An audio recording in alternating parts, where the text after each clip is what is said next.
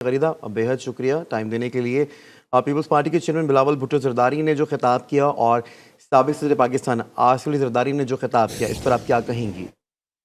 देखिए, जो 27 दिसंबर का जलसा है आज गरीब का खुदा बख्श का पीपल्स पार्टी का, वो तो एक रिवायती जलसा है और वही जोश और खरोश हमें देखने में आया जो पीपल्स पार्टी के कारकुनान का खासा है।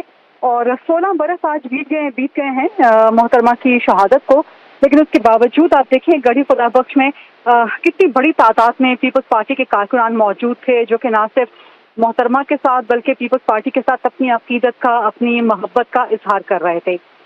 जहाँ तक आपका सवाल है कि आसिफ जरदारी और बिलावल भुट्टो जरदारी के खिताबात, तो मेरा ख्याल है कि 2013 के इंतखाबात के बाद, बल्कि शायद 2008 के इंतखाबात के बाद, जिसमें मोहतरमा की शहादत के बाद पीपल्स पार्टी को हुकूमत मिली थी मरकज में, उसके बाद ये पहला मौका है कि मोहतरमा की बरसी एक ऐसे टाइम पे आ रही है कि जहाँ पीपल्स पार्टी अपनी इलेक्शन कैंपेन में भी जा रही है। 2018 का जो इलेक्शन हुआ वो 25 जुलाई को हुआ था। 2018 का इलेक्शन भी इसी तरह इन्हीं महीनों में हुआ था। तो ये पहली बार है 2008 के बाद कि पीपल्स पार्टी ना सिर्फ मोहतरमा की बरसी सेलिब्रेट कर रही है बल्कि उसके साथ अपनी इलेक्शन कैंपेन भी दे रही है।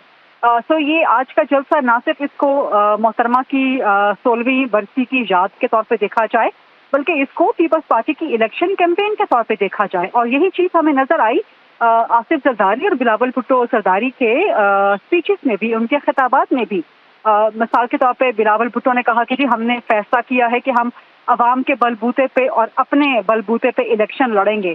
तो जाहिर है यहाँ पे उनकी तनकीद का निशाना मुस्लिम लीग नून था, पाकिस्तान तहरीक इंसाफ थी, जिनको बिलावल इमरान खान को तो खैर असेंबली में ही सिलेक्टेड कह के उनके लिए एक बहुत बड़ी शर्मिंदगी गरीदा, यहाँ पे उन्होंने ये भी साथ ही लेकिन साथ ये अब भी कहा कि गुज़िश्ता जो इत्तेहादी जो हमारे साथ जो गुजरे, जिनके 18 महीने हमने कोलेशन रखा अपना, उन्होंने कहा कि मैं हमेशा एक बात ये भी कहते हैं कि मैं बहुत नौजवान वज़ीर ख़ारजा गुजरा हूँ।